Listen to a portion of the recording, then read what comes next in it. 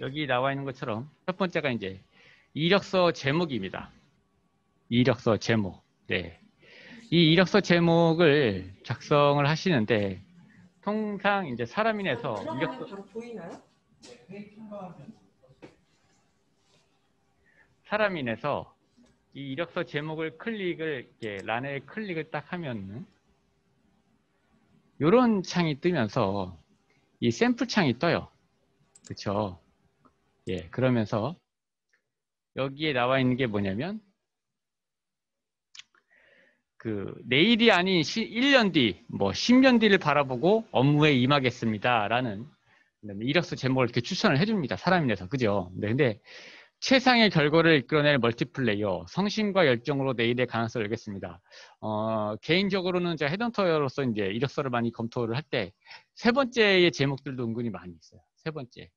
신입이시고 이제 성실과 열정을 많이 이제 보여야겠다 해서 제목을 그렇게 쓰시는데, 첫 번째로 이 사람인의 이력서 제목은 저는 사람인에서는 추천을 하고 있지만 저는 비추천하고 있습니다. 비추천. 네. 왜냐하면 이 이력서 제목 안에는 뭐가 없냐면 직무가 없어요. 여러분들이 하시고자 하는 업무 내용과 직무가 없습니다. 자, 내일이 아닌 10년 뒤, 10년 뒤를 바라고 업무에 임하겠습니다. 라고 하시면은 이 사람이 IT 엔지니어인지, 영업직인지, 기획직인지, 예, 그런 거에 대한 직무를 볼 수가 없죠. 전혀. 예, 그래서 이력서 제목 안에는 여러분들의 희망하고자 하는 희망 직무가 보여야 됩니다. 예를 들어서 내가 프로그래머다. 근데 개인적으로 약간 오타쿠 성향이 있는, 약간 좀 한 곳만 그냥 외길 골수만 가는, 그냥 그것만 그냥 파고드는 그런 류의 내가 프로그래머를 하고 싶다. 그러면 어떻게 됩니까? 집중력이 좋은, 네, 프론트엔드, 백엔드 개발 직무 희망자 누구누구누구입니다. 라고 그렇게 이력서 제목 안에 본인의 희망 직무와 그 다음에 간단한 인성 정도, 네, 본인의 어떤 장점, 집중력이 좋다, 성실하다, 창의성이 좋다, 친화력이 좋다, 그런 것들에 대한 강점을 이력서 제목 안에다가 넣으셔야 됩니다. 이해되셨죠? 여기 이력서 제목 추천 안에 들어있는 이 5개의 제목 안에는 네 번째는 그나마 좀 나아요. 네 번째는 하다못해 전공이 나와 있죠. 기계공학 전공이라는. 하지만 역시 본인의 희망 직무는 나와 있지 않습니다. 과거적인 내용은 나와 있고, 기계공학 전공이라고 했을 때 사실상 딱 저걸 보면은 채용 담당자가 어떤 생각이 들겠습니까? 아, 기계 쪽으로 나가는구나 라는 생각이 들겠죠. 근데 기계공학 전공이신데 다른 분야로 나가시려고 한다고 하시면은 저런 것들이 또 의외로 선입견과 편견으로 안 좋게 작용을 하는 겁니다. 그러니까 과거적인 내용 직무보다는 현재의 내용을 이력서 제목 안에 본인의 강점과 그 다음에 직무가 보일 수 있게끔 이력서 제목을 작성을 하시는 겁니다. 12분인데 15분까지 한번 드려볼 테니까 이력서 제목을 한번 작성을 한번 해보시죠.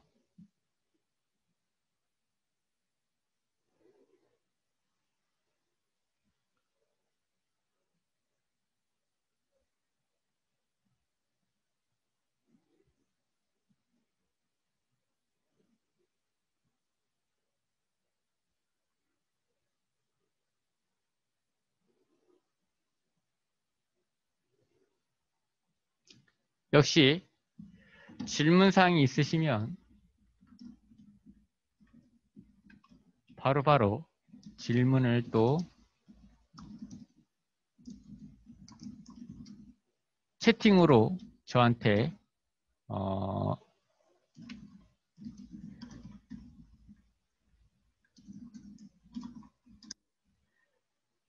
주세요. 네, 그러면 그것들을 가지고 또 제가 답변을 드리면서 진행을 하도록 하겠습니다. 이력서 제목 안에는 본인의 직무가 나와야 된다. 네.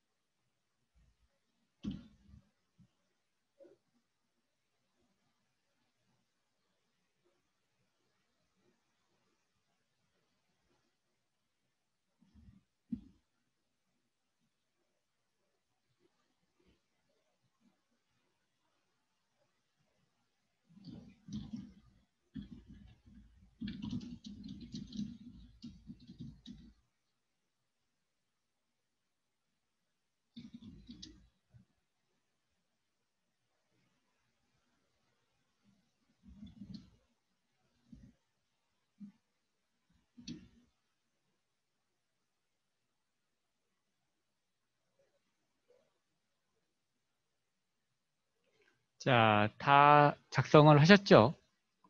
제가 어떤 뭐 화면을 볼 수가 없기 때문에 역시 또 채팅창으로 좀 이렇게 그거에 대한 사항을 같이. 그러니까 이게 이제 저도 이제 이렇게 온라인 코로나 때문에 온라인 줌으로 이제 바뀌게 되면서 이렇게 진행을 해보니까 이제 많은 강사들이 토론을 하는 저도 약간 좀 저 혼자 하는 것 같은 벽 보고 하는 것 같은 예 그게 가장 그 어려움이 큽니다 저한테는.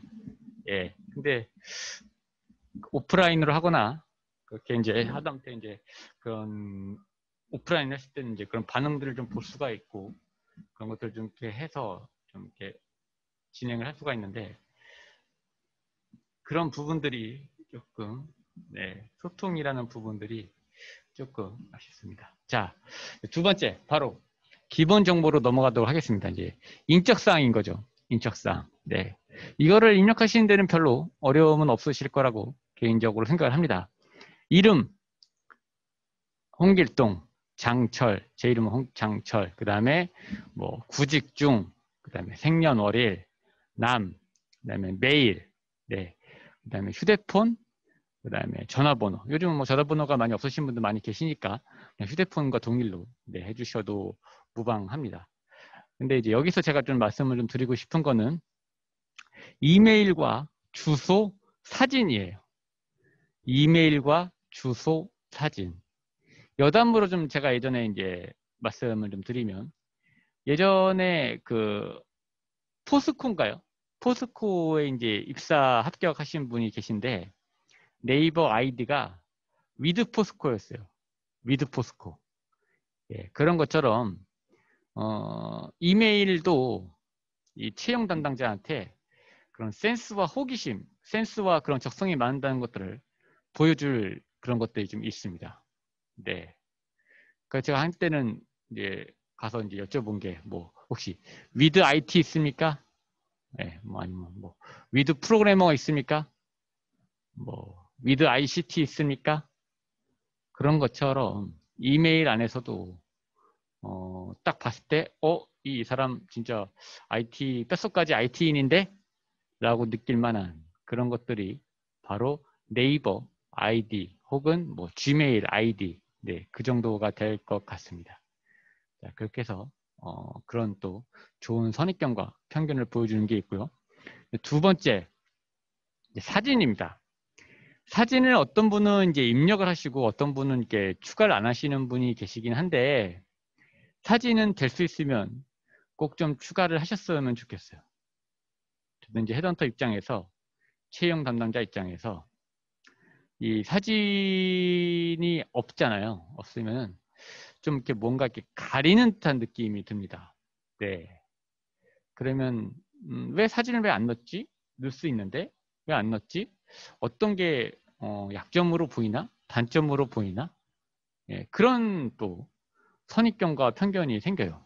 그래서 될 수 있으면 사진을 정말 잘 찍으셔서 좋은 사진관에 그런 그 뭡니까? 그런 것들을 이렇게 뭡니까? 포토샵이라고 하네요. 뽀샵? 네, 그런 것들 좀 잘 받으시는 사진관에 가셔서 무조건 이 사진이 잘 나오는 방향으로, 예, 그렇게 해서 사진을 좀 전 될 수 있으면 추가를 해주셨으면 좋겠고, 대학교에서 찍은 사진은 전 이제 웬만하면 좀 이용을 안 했으면 좋겠어요.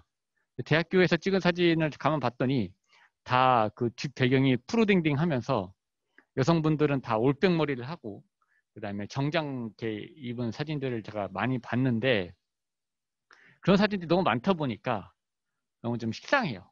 개인적으로는. 네. 그래서, 그런 것들이 좀 차별성으로 다가가면서, 예를 들어서 이제 프로그래머에 지원을 하는데, 저도 이제 사람이잖아요. 정우성 닮고, 뭐, 전지현 닮았다. 전지현 연예인을 그렇게 좋아하진 않지만, 전지현 닮았다. 그러면 한 번쯤 사람인지라, 채용 담당자도 사람인지라, 한 번쯤 면접 한번 볼까? 네. 그런 마음이 드는 거죠. 사실상. 네. 그렇게 해서 사진에서도 우위를 점할 수 있는 부분이 저는 분명히 있다라고 IT 엔지니어직들이지만 그런 것들이 있다라고 감히 말씀을 좀 드리고 싶어요. 사진을 될 수 있으면 좀 공을 좀 들이셔서 좋은 사진관에 가셔서 무조건 실물보다 잘 나오게 하셔서 사진을 좀 업로드를 하셨으면 좋겠습니다. 마지막으로는 주소입니다. 주소. 네. 제가 저번 시간에 말씀을 좀 드린 것 같은데 회사와 거주지와의 거리가 1시간 반인 분이 계셨었습니다. 네, 저한테 물어봤었죠. 다닐까요 말까요?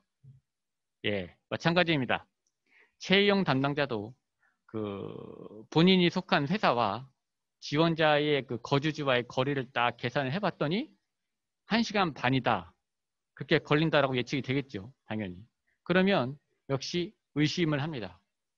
과연 오래 다닐 수 있을까? 1시간 반 걸리는데 왕복 3시간인데 오래 다닐 수 있을까?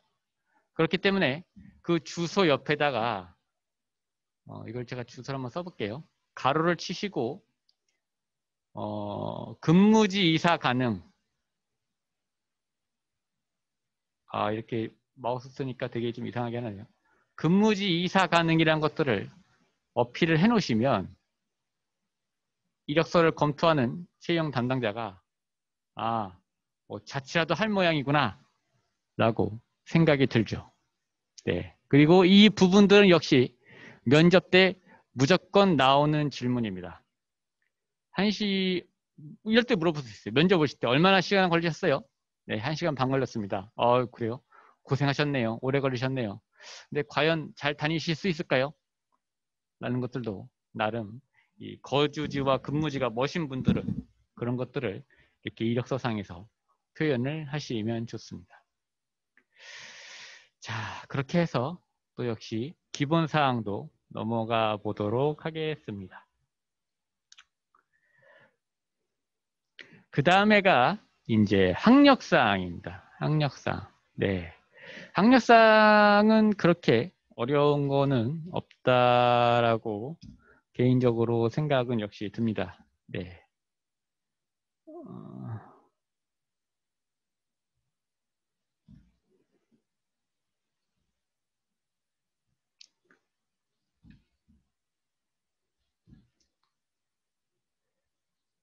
고등학교, 그 다음에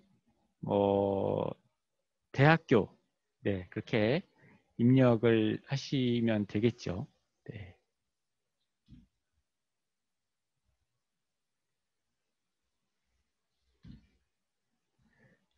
학력사항을 입력을 하시다가 이제 궁금한 게 있으시면 여쭤보시고요. 이것들을 제가 캡처를 해서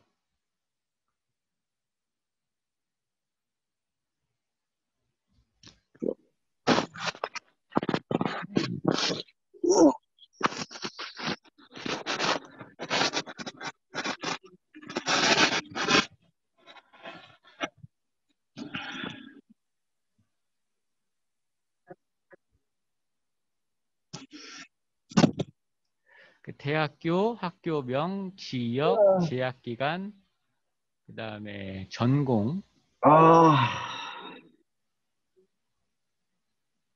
전공, 그 다음에 전공학과, 그 다음에 주야간 여부, 학점, 나머지 것들은 이제 이게 다 어떤 그냥 팩트적인 내용이기 때문에 그대로 그냥 이렇게 사무적으로 적으시면 되시는데, 이제 논문 졸업 작품에 대해서 여기서 좀 말씀을 좀 드리고 싶습니다. 꼭 본인이 컴퓨터공학과가 아닌다라고 하더라도 이 논문 졸업 작품은 좀 적으셨으면 좋겠어요. 한 줄 정도.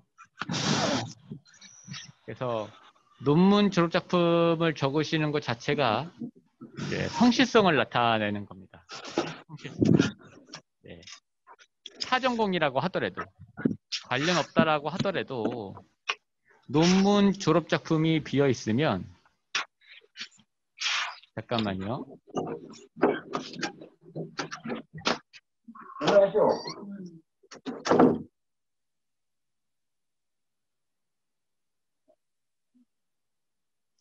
자, 질문이 하나 들어와서 말씀을 좀 드리도록 하겠습니다.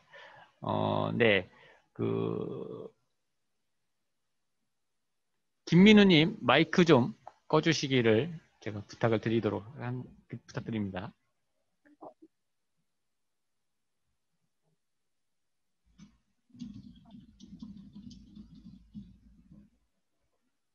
네.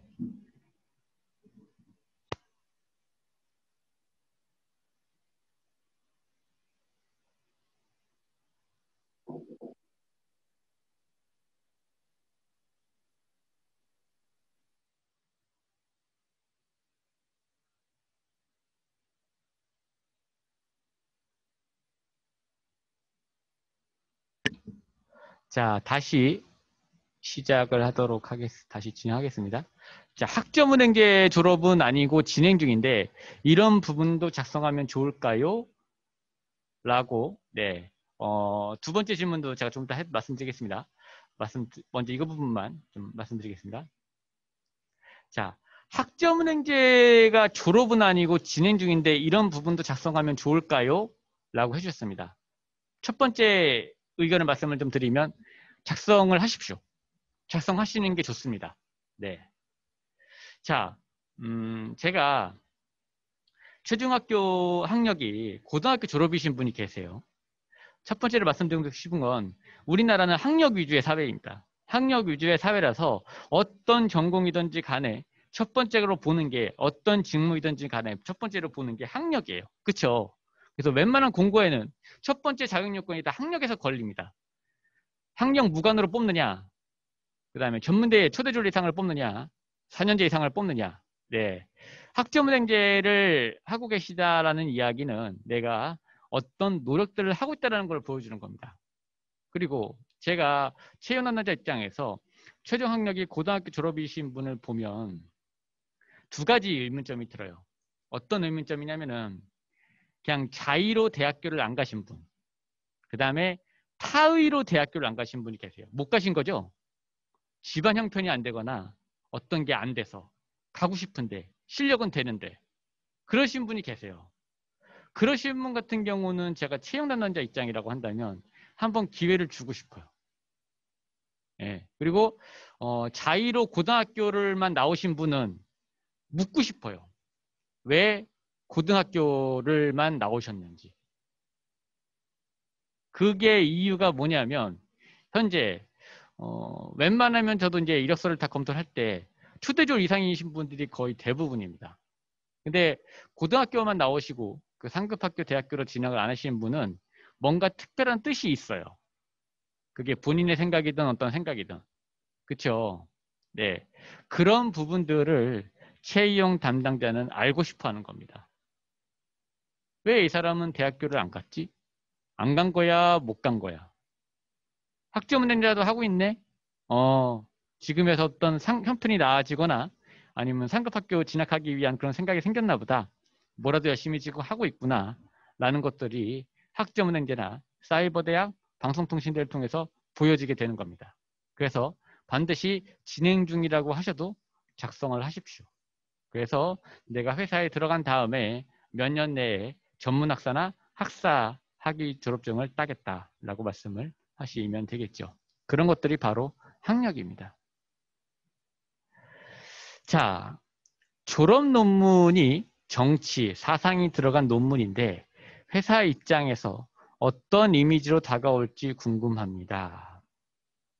졸업 논문이 이제 정치하고 뭐 그런 쪽이라고 한다면 아마 뭐 정치 외교학이라든지 그런 전공이신 것 같아요. 네. 졸업에 대한 이거를 만약에 한 줄 쓰시면 제가 만약에 채용 담당자라고 했을 때 면접 때 나오는 질문은 어떤 논문에 대해서 썼어요? 라고 하면서 어떤 생각, 사상, 주체 사상 뭐 그런 것들 정도만 파악을 하고 그런 것들이 뭐 좀 약간 재미나게 표현해서 불순한지 아닌지 뭐 그런 정도만 파악을 하고 그 다음에 저는 볼 때 이제 학점을 볼 것 같아요. 네. 졸업 작품이 뭐 패스페일인지, 그러니까 그냥 단순히 그냥 패스인지, 아니면 그냥 떨어지는 건지, 아니면 학점이 부여되는 건지, 네 그런 것들을 파악을 해서, 그러니까 이게 만약에 그런 것들만 파악이 되는 거죠. 비전공자이니까. 근데 졸업 논문 작품이 비어 있다. 그렇다라고 한다면 이 사람 2년 동안 뭐 했지? 4년 동안 뭐 했지? 그런 생각이 또 드는 거죠. 예, 제대로 학교를 다녔으면 졸업을 했으면 그게 뭐 희망 직무 산업 분야와 관련 없이 논문이나 졸업 작품이 있어야 되는 거죠. 근데 그게 없다. 그렇다라고 한다면 관련이 없으니까 안 썼겠구나라고 생각을 하는 게 아니라 그냥 안 쓴 사람, 없는 사람인 겁니다. 이해가 되셨으리라고 판단을 해도 괜찮겠죠? 예, 그런 식으로. 네, 감사합니다. 자, 또 질문이 있습니다. 한 학기씩 다녀온 해외 어학연수 교환 학생도 학력상에 적나요? 아니죠. 네, 이거는 대외 활동에 들어가는 내용일 겁니다. 왜냐하면 이거는 어학 쪽이고 그다음에 어떤 오히려 이거 같은 부분을 학력상에 적으면 굉장히 이상해질 거예요. 왜냐하면 한 학기만 했기 때문에. 그렇죠. 그러니까 이거는 엄격하게는 대외 활동입니다. 네. 전문대라고 했을 때 기간이 제대로 졸업을 하셨으면은 2년 내지 3년 기간이 나오는 게 맞고요. 4년제 대졸이라고 한다면 기간이 남자 같은 경우는 보통 군대를 다녀오니까 뭐 7년, 늦으신 분들은 보통 8년, 뭐 빨리 그 기간을 마치신 분들은 6년. 그렇게 해서 최소한 그 대학교 4년제 기준으로 해서 4년, 아니 6년, 7년, 8년, 곧 군대까지 다 포함을 하니까요. 그렇게 해서 이제 보통 기간들이 평가가 되는데 그런 부분들이 이제 한 학기씩 다녀온 거에 대해서 이렇게 하면은 괜히 좀 어색해지는 거죠. 학교 동아리 활동은 혹시 어디에 적나요? 네, 그 부분을 이제 제가 말씀을 좀 드리도록 하겠습니다. 대외 활동에 적는 겁니다. 대외 활동. 네. 대외 활동에 적으시는 건데 제가 그거를 한번 그럼 샘플로 좀 보여드리도록 할게요.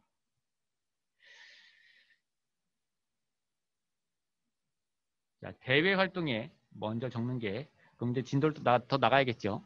네.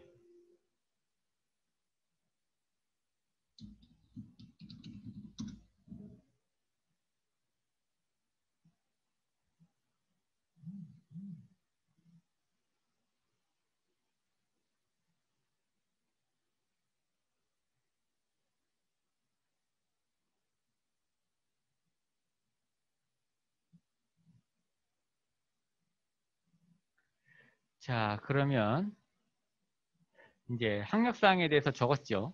그 다음에가 이제 뭡니까? 경력사항이죠. 네, 경력사항은 없으신 분들이라고 제가 가정을 감히 하고 이거는 신입으로 체크해 놓으신 다음에 넘기시는 걸로 그렇게 하면 될 것 같습니다. 그렇게 신입을 했을 때 희망 근무 조건 선택이라는 게 있죠. 희망 근무 조건 선택. 네. 희망 근무 조건 선택. 자, 이걸 한번 해보도록 하겠습니다. 근무 형태, 수정 추가하기 버튼을 누르면 정규직, 파트, 변호사 내 파견직, 프리랜서 뭐 이런 것들이 있죠. 네, 정규직 말 그대로 4대 보험이 가입이 돼 있는 그런 아침 9시부터 6시까지 금액을 페이를 받으면서 일하는 파트직, 일정 부분 파트타임으로만 근무를 하는 아르바이트 형태 내지는 계약직 뭐 그런 정도가 되겠죠. 병역특례, 네, 군대 대신에 방위사업체 기업에 취업을 하는 걸 병역특례라고 하죠. 파견직, 네, 보통 프로그래머 입장에서는 SI 파견직이 될 수가 있겠네요. 프리랜서, 경력직 분들이 많이 이제 이걸 체크를 하시는데, 프리랜서, 어디 기관에 속해 있어서 4대 보험 가입이 아닌 세금 3.3%를 떼고서 네, 근무하는 형태가 바로 파견직. 교육생, 예, 전임, 인턴직도 역시 다 아시리라 판단이 됩니다. 수습기간 같은 인턴직. 그래서 6개월, 정규직이 아닌 인턴직으로서 6개월 딱 한 다음에 그 근무하는 형태를 보고서 정규직으로 전환한다, 안 한다. 해외 취업, 네, 제2외국어 되시는 분들이 해외 취업을 많이 체크를 하시고, 나머지 이제 뭐 계약직, 아르바이트, 위촉직, 네, 이런 국가기관 전략산업 직종의 이런 훈련에 강사로 근무하시는 분들도 위촉직에 많이 체크를 하셔서 근무 형태들을 그렇게 하십니다. 정규직, 제가 만약에 한다고 한다면 정규직, 그 다음에 뭐 프리랜서, 뭐 인턴직, 저 같은 경우에 이렇게 정도 파악을 하면 되지 않을까 그렇게 생각을 합니다. 물론 예, 각자 본인의 그거에 맞춰서 체크를 하시면 됩니다. 근무 가능한 날짜, 네, 나는 좀 뭐 바로 근무할 수 있다. 그럼 내일, 그다음에 뭐 즉시 근무 가능 이렇게 표시를 해놓으시면 되고요. 연봉, 신입분들은 아시겠지만 통상 저는 그 회사 내규에 따르라는 거를 좀 많이 추천을 드리고 싶습니다. 개인적으로는 나는 이 정도 연봉은 받아야겠다. 그럼 여기 연봉에 대한 그 레인지가 있으니까 거기에 대해서, 아니면 이제 경력직 분들은 면접 후 결정을 많이 하십니다. 예. 신입직 분들은 회사 내규, 경력직 분들은 면접 후 결정. 네. 그다음에 근무 지역 두 가지입니다. 크게 서울 전체, 경기 전체. 예. 그다음에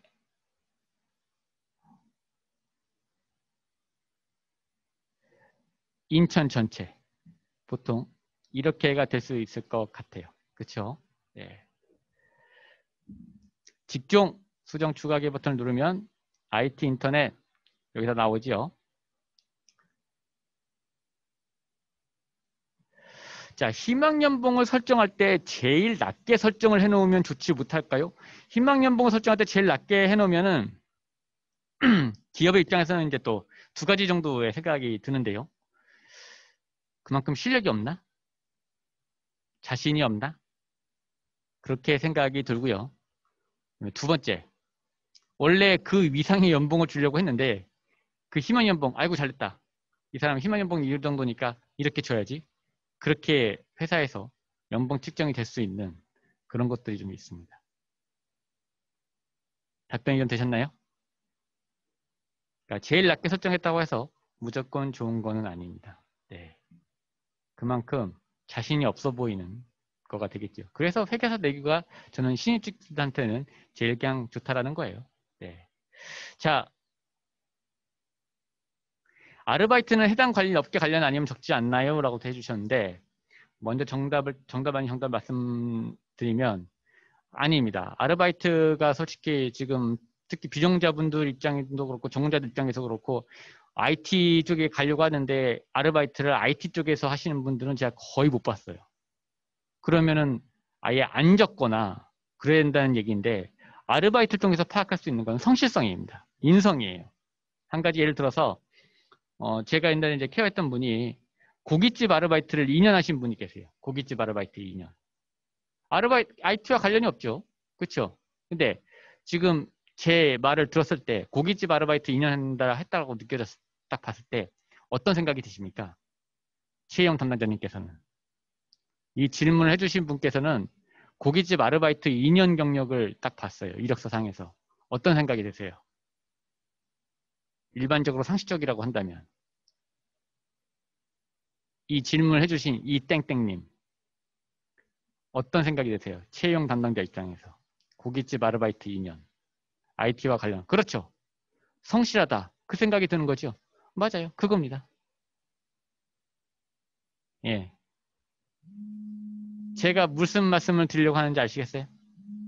아르바이트를 적으시는 거는 좋은데 의도한 대로 적으시는 겁니다. 활동 내용은 간결하게 한 줄 정도 적어도 되나요? 맞습니다.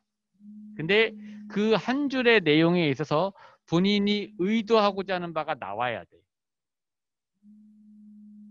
고깃집 아르바이트 2년을 적은 이유는요. 내가 채용 담당자한테 성실하다는 걸 보여주려는 의도가 깔린 거예요.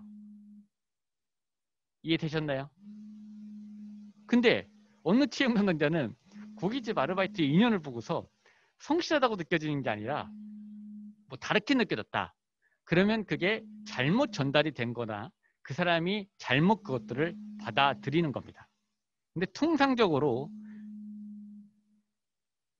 네, 제가 이것만 좀 말씀을 좀 드리고 답변을 또 드리도록 할게요. 또 질문이 들어왔는데 고깃집 아르바이트 2년에 대한 그 내용을 보고서 일반적으로 상식적으로 저도 그렇고 일반 사람들이 생각하기에는 느껴지는 게 바로 성실성이에요. 성실성. 근데 그런 부분들이 취업 담당자한테 다르게 느껴지면 어떡하나 그런 고민은 안 하셔도 됩니다.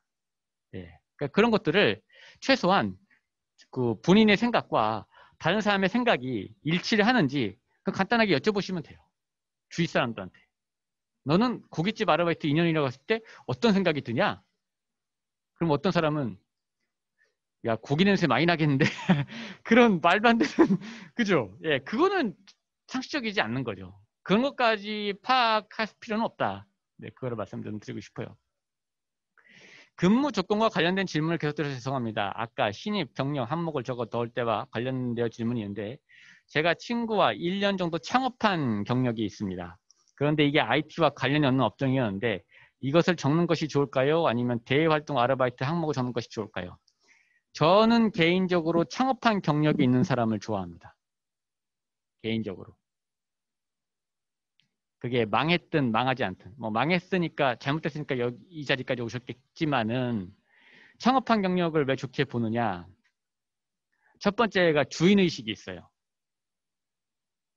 창업을 했다라는 얘기는 뭐 공동대표든 아니면 혼자만의 대표든 사업자의 본인의 이름을 올려놨을 테고 그렇게 했을 때 그 사업에 대한 책임감이 있어요. 제가 예전에 창업하다가 한 4년 정도 창업을 하다가 친구랑 같이 이제 공동대표를 하다가 이런 교육기관으로 들어오신 분을 제가 만났는데 얘기를 해봤어요. 어떻게 사업을 4년 동안 끌고 왔냐. 정부 지원 쪽으로 많이 지원을 받았대요. 청년 창업 쪽으로. 그래서 정부 지원금을 많이 갖다 썼다고 하더라고. 얼마 갖다 썼냐 그랬더니 한 3천만 원, 4천만 원 갖다 썼대요. 근데 그 3천만 원, 4천만 원 갖다 쓸 때 만 원 한 장 쓴 거에 대해서 증빙을 받기 위해서 서류를 굉장히 3, 4장을 준비했다라고 하더라고요. 그렇게 3, 4장을 준비를 하면서 3천만 원, 4천만 원을 갖다 쓴 거예요. 제가 느껴지는 거는 바로 야, 정부 지원금을 저렇게 3천만 원, 4천만 원 갖다 쓰려면은 도대체 그거에 대한 증빙 서류를 몇 장을 준비해야 될까? 그쵸? 그거에 대한 생각이 들면서 어떻습니까? 문서 작성은 잘하겠는데 문서 작성은. 그리고 그분이 저한테 해준 얘기가 아, 선생님 정부 지원 그 갖다 쓰는 거 정말 힘들더라고요. 아, 힘들죠. 당연히 나라 돈 갖다 쓰는 게 남의 돈 갖다 쓰는 게. 근데 그만큼 뭐가 배게 됐냐면 이 절약 정신이 배어 있는 거예요. 그분의 입장에서는. 그리고 창업을 해보신 분은 공통적으로 말씀하시는 게 뭐냐면 굉장히 시간들을 아까워하십니다. 시간들을. 시간이 아까워. 시간도 돈이라고 느껴지는 거예요. 예. 그런 생각을 갖는다는 게 사실상 쉽지가 않습니다. 신입분들 입장에서. 그렇죠? 저는 그런 거에 있어서 굉장히 후한 점수를 주고 싶어요. IT와 관련이 없다라고 하더라도 그 인성적인 부분에서. 무슨 말씀인지 아시겠어요? 그래서 창업과 관련된 했을 때 저는 이제 만약에 그거에 대한 항목을 보고서 창업에 대한 이야기를 저는 면접 때 많이 물어볼 것 같아요. 무슨 일을 했는지, 그리고 왜 1년 정도만 했는지, 네. 그래서 어떤 것들이 또 힘들었는지, 아니면 폐업 신고를 하게 되면서 뭘 느꼈는지, 그런 거 정도. 예. 그런 걸 좀 물어보고 싶어요. 그런 것들이 다 바로 인성적인 부분인 거죠. 예. 그래서 그런 부분들을 굳이 아르바이트 항목으로 빼기보다는 창업으로 당당하게 좀 내세웠으면 좋겠고요. 창업을 하기라는 결코 쉽지 않습니다. 네. 20대 나이에 창업을 감히 도전한다라는 거는 쉽지가 않아요. 자, 고시 준비하다가 IT 쪽 준비하고 있다 보니 공백 기간이 좀 있는데요. 솔직하게 얘기하면 될까요? 네, 따지는 게 아닌데, 따지는 거 아닙니다. PJW님. 솔직하게 이야기 안 하시면 어떻게 하시려고요? 그러면.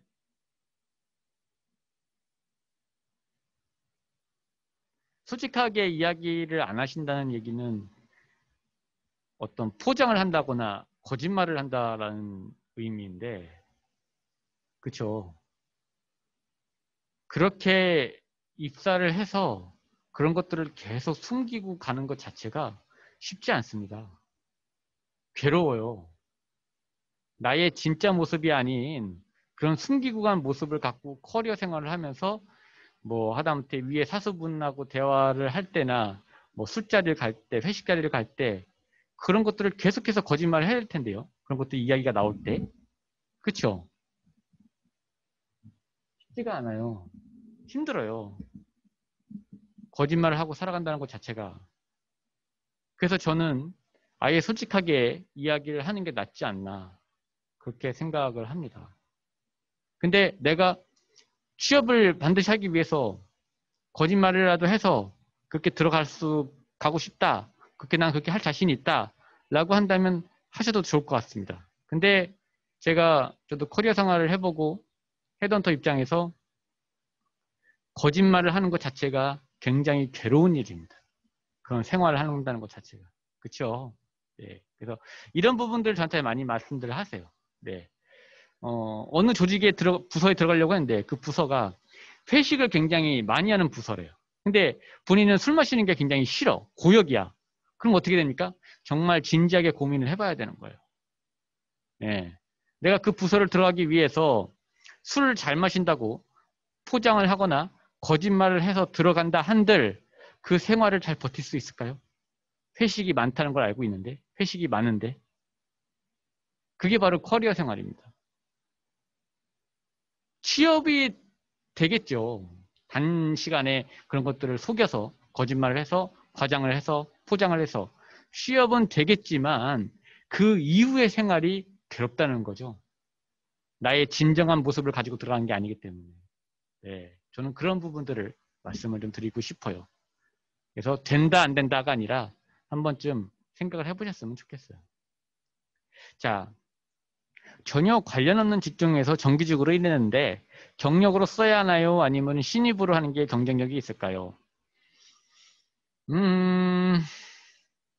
이제 봐야 될 것 같아요. 한 번쯤 어느 직종이신지 한 번쯤 봐야 될 것 같고 이런 것들도 이제 기간하고 많이 관련이 있겠죠. 기간, 네, 그 근무지가 아닌 기간. 정규직으로서 뭐 3년 했다, 5년 했다. 역시 그것들도 아주 근데 뭐 3년, 5년까지는 아닐 수가 있을 것 같긴 한데 최소한 이제 이런 그 관련 없는 직종에서 일한 그 경력직은 어떤 게 도움이 되냐면 약간의 직급을 올리는 거에 대해서는 좀 도움이 됩니다. 그러니까 예를 들어서 사회생활이죠. 이게 곧 관련이 없다라고 하더라도 그렇죠. 네. 사회생활을 뭐 3년 뭐 했을 때 최소한 이제 근태는 맞춰줄 수 있을 거라고 생각을 해요. 개인적으로. 취업난자 입장이거나 헤드헌터 입장에서 근태가 뭡니까? 9 to 6예요. 9 to 6. 9시, 6시. 그리고 비즈니스 매너. 윗사람에 대한 매너. 네. 그런 그 연차 쓰는 매너, 뭐 휴가 쓰는 매너, 그런 매너들이 저는 있을 거라고 개인적으로 생각을 하거든요. 몸에 배어 있는 거죠. 예. 그런 것들이 몸에 배어 있으면 이제 금방 이 IT 부서 내에서 조직 생활에서 적응을 잘 하겠죠.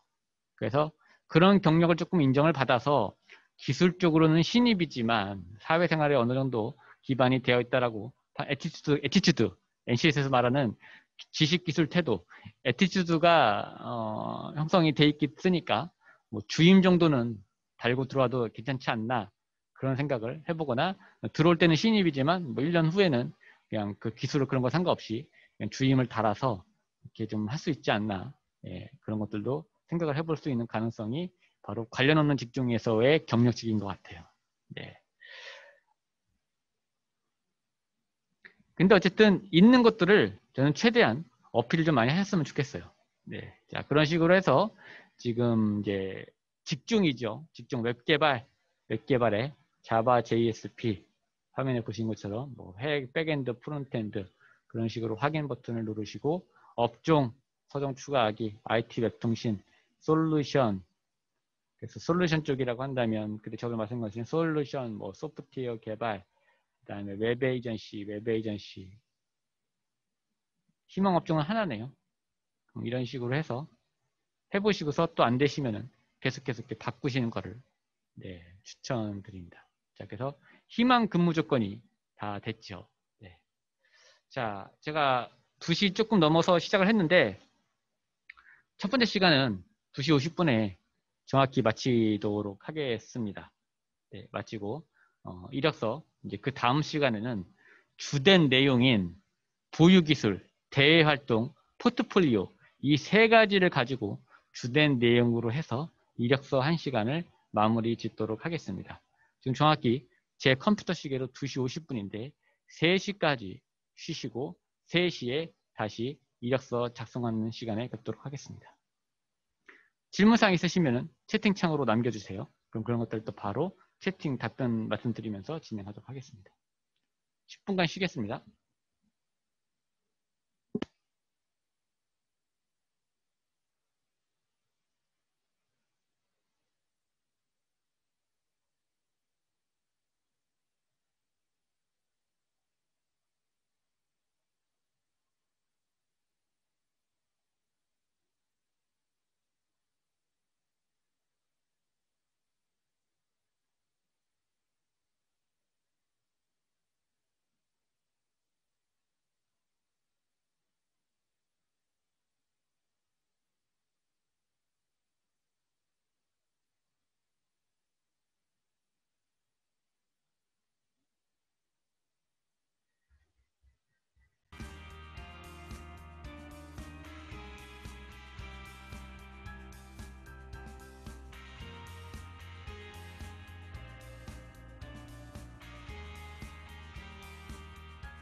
어리석은 세상은 너를 몰라 후회 속에 감춰진 너를 못 봐 나는 알아 내겐 보여 그토록 찬란한 너의 날개 겁내지마 할 수 있어 뜨겁게 꿈틀거리는 날개를 펴 날아올라 세상 위로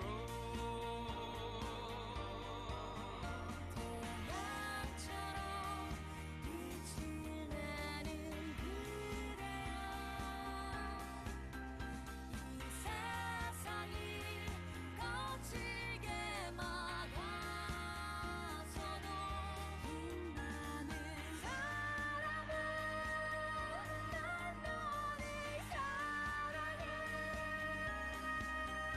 널 세상에 볼 수 있게 날아줘 멀리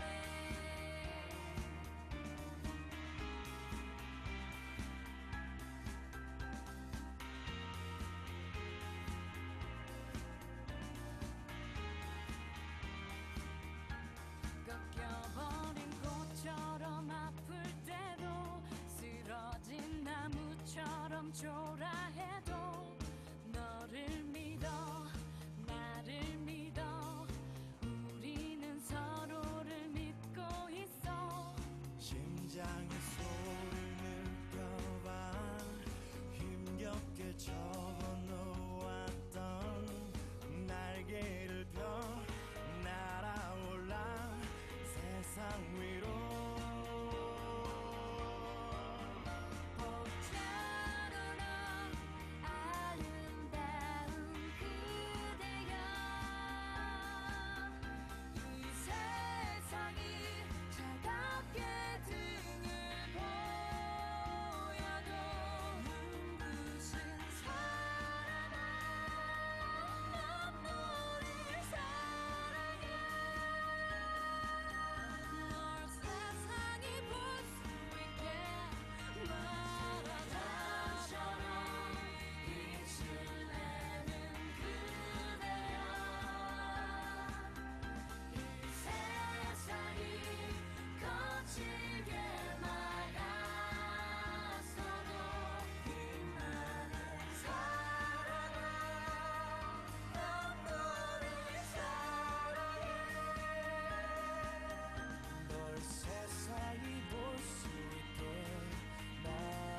저 멀리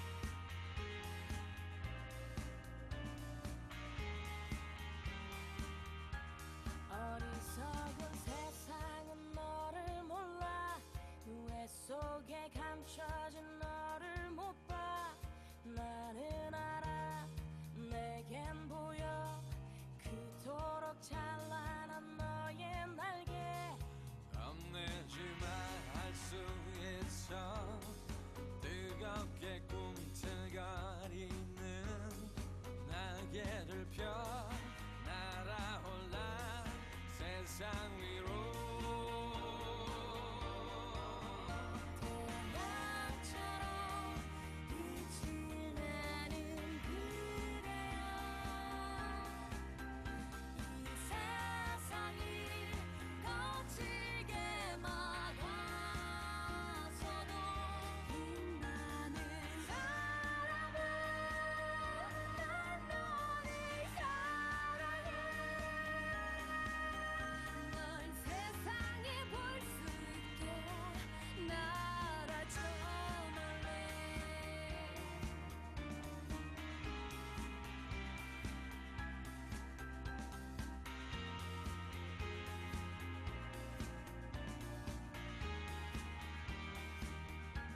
꺾여버린 꽃처럼 아플 때도 쓰러진 나무처럼 초라해도 너를 믿어 나를 믿어 우리는 서로를 믿고 있어 심장의 소리를 느껴봐 힘겹게 접어놓았던 날개를 펴 날아올라 세상 위로 봄처럼 아름다운 그대여 이 세상이 차갑게 등을 보여도 눈부신 사랑아 난 너를 사랑해 널 세상이 볼 수 있게 바다처럼 빛을 내는 그대여 이 세상이 거칠게 막아서도 빛나는 사랑아 난 너를 사랑해 널 세상이 볼 수 있게 나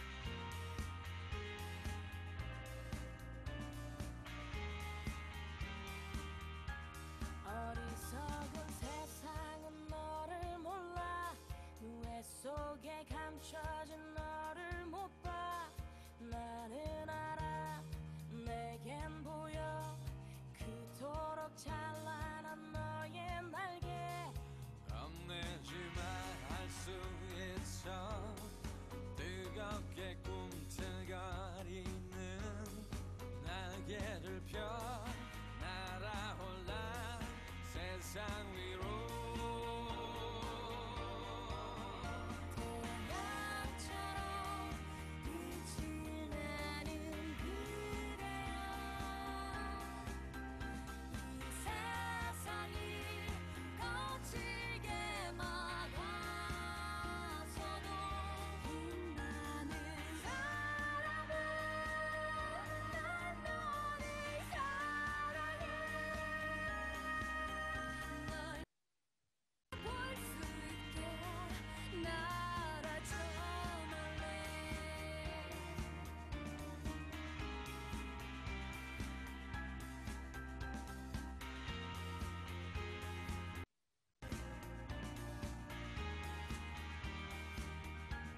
꺾여버린 꽃처럼 아플 때도 쓰러진 나무처럼 초라해도 너를 믿어 나를 믿어 우리는 서로를 믿고 있어 심장의 소리를 느껴봐 힘겹게 접어놓았던 날개를 펴 날아올라 세상 위로 보자노라 아름다운 그대여 이 세상이 차갑게 등을 보여도 눈부신 사랑아 자, 진행을 하도록 하겠습니다. 세상이 볼 수 있게 말아줘처럼 빛을 내는 그대여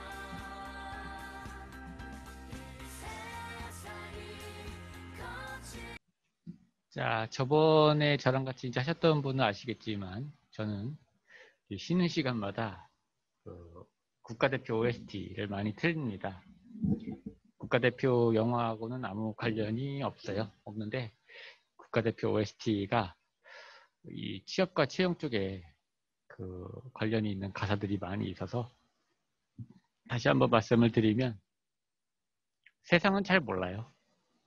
우리 개개인의 잠재력과 역량을 잘 모릅니다. 그렇죠. 그러니까 그런 것들을 지금 이 채용 현황이라는 그 상황 속에서 이력서, 자기소개서, 포트폴리오, 면접을 통해서 본인을 잘 어필을 해야 되는 겁니다. 누구한테? 우리의 채용 담당자, 인사 담당자 내지는 임원분들께. 그래서 돈을 받고 그 대가로 그 회사에 이익을 가져다 주는 겁니다. 이것은 곧 뭘 이야기를 하는 거냐면, 예, 지금 잠깐만요. 지금 또 채팅이 많이 내용이 들어오고 있는 것 같은데, 참고로 지금 제가 저까지 포함해서 참가자가 지금 81명입니다. 81명. 네. 저도 어디에서도 지금 이 온라인 줌 서비스를 81명까지 해본 사례가 없는데, 감사하기도 하고, 굉장히 이례적인 일인 것 같습니다. 네, 감사합니다. 열심히 채팅에 응해 주셔서 그나마 좀 이렇게 제가 커뮤니케이션을 좀 하면서 이렇게 이런 취업 서비스를 하고 있다라는 생각이 들게 많이 질문을 해주셨으면 좋겠습니다. 자, 아까 제가 뭘 말씀을 드렸었죠? 네, 이제 우리가 그 월급을 받고 일한다는 것 자체는 곧 우리는 이제 프로의 세계에 접어들었다. 그렇게 생각을 하시면 좋을 것 같아요. 프로의 세계. 예. 아마추어는 실수를 해도 괜찮습니다. 왜요? 돈을 안 받으니까. 그 대가를 받지 않으니까. 하지만 이제 우리는 회사라는 그 기업으로부터, 조직으로부터 돈을 받고 일하는 사람입니다. 그게 바로 프로와 아마추어의 차이입니다. 돈을 받고 일을 하기 때문에 그거에 대해서 반드시 책임을 져야 됩니다. 책임을 지는 거의 종류는 돈을 속된 말로 뱉어내거나 아니면 그 업무를 더 이상 하지 않거나 아니면 그 업무를 수정을 해주거나 그게 바로 프로입니다. 그게 싫으시면은 그냥 아마추어가처럼 어떤 대가를 받지 않거나 본인이 생각하는 그 대가에 현저하게 낮은 금액으로 일을 하시는 거. 그게 바로 아마추어입니다. 네. 자, 두 번째 이력서 2시간 중에 이제 마지막 시간 진행을 하도록 하겠습니다. 자, 네, BGM이에요. 네, 쉬는 시간에 제가 국가대표 OST, 네, BGM을 틀었습니다. 백그라운드 뮤직. 30대 중반이지만 신입으로 지원하려고 합니다. 이력서에 어떤 항목을 강조하며 어떻게 작성해야 할지 궁금합니다. 30대 중반이시기 때문에 제가 가장 많이 지금 보는 거는 첫 번째가 좋은 면은 아니죠. 약점이죠. 그렇기 때문에 그게 저는 제일 궁금합니다. 30대 중반까지 뭘 하셨으며 그리고 왜 시점에서 지금 유턴을 하려고 하는 건지 그게 지금 제일 중요해요. 예.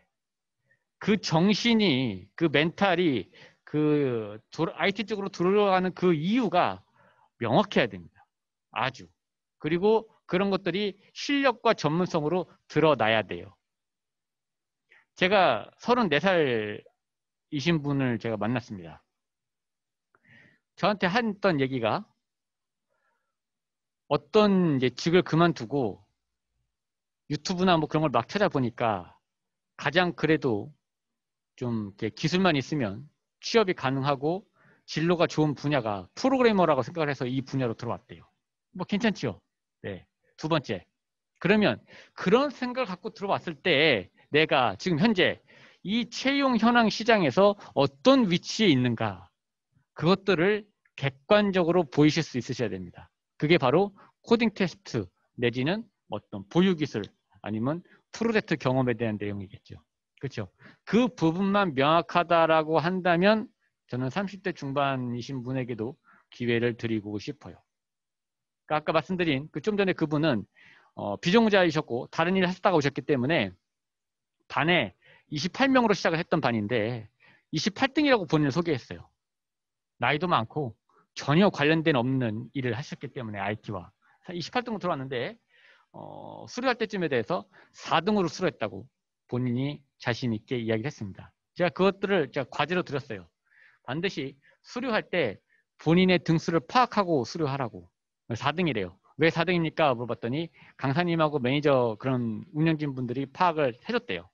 자기 등수를. 그 4등이래요. 예. 아니나 다를까 뭐 실력도 괜찮고 테스트에서도 거의 상위권에 했었던 그런 분이셨습니다.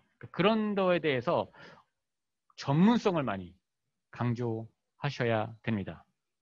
그게 정답 아닌 정답입니다. 왜냐? 남들보다 지금 나이가 늦으셨기 때문에. 어쩔 수가 없습니다. 그 부분은.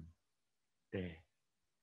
20대 중반에 비해서 지금 거의 지금 30대 중반이라는 10살이라는 차이, 이 나이 차를 극복을 하려면 20대 중반보다 더 많이 노력을 하셔서 실력적으로 그들을 이기실 수 있으셔야 됩니다.